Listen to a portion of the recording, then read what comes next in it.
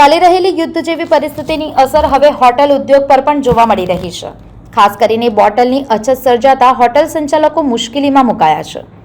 Supply chain પર પડેલા પ્રભાવને કારણે જરૂરી સામગ્રી સમયસર મળી રહેતી નથી, જેના કારણે વ્યવસાય ચલાવવો કઠિન બની રહ્યો છે।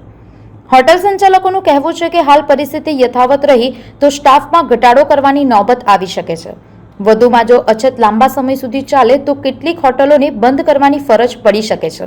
20 વર્ષથી ધંધો કરું છું। નોટબંધી આવી ગઈ, કોરોના આવી ગયા, ધમાલ આવી ગઈ। આજે આ ગેસનો પ્રોબ્લેમ ચાલી રહ્યો છે। સરકારને વિનંતી કરું છું કે કોમર્શિયલ બાટલા ચાલુ કરો તો અમારે ધંધો બેરોજગારી કરી શકે। આટલા જો યુદ્ધ હજુ ચાલુ રહેશે તો અમે કઈ જઈશું? મારા લોકો રાખીશ નહીં। અત્યારે 15 માસથી ધંધો મેં કરું છું। આ ધીરે ધીરે મારા ઓછો કરવા વાળા હશે। હપ્તો યુદ્ધ બંધ નહીં થાય તો યુદ્ધ ચાલુ રહેશે તો મારા દુકાન બંધ કરવા વાળા હશે। મારા ઘરના હપ્તા કરવાના, ગાયના હપ્તા કરવાના, જે લોન લીધી હતી એની માટે શું કરીશ? હપ્તા નહીં ભરે રિટર્ન કરશે, બેંક વાળો આવીને તૂટી પડશે કે ઘર જપ્ત કરશે। એ કોણ કરશે? અમારી રક્ષા કોણ કરશે?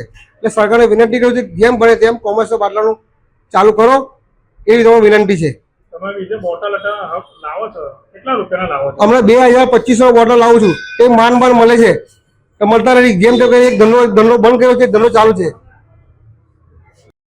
સંવાદદાતા સાથે અભિપ્રાય ન્યૂઝ, વડોદરા।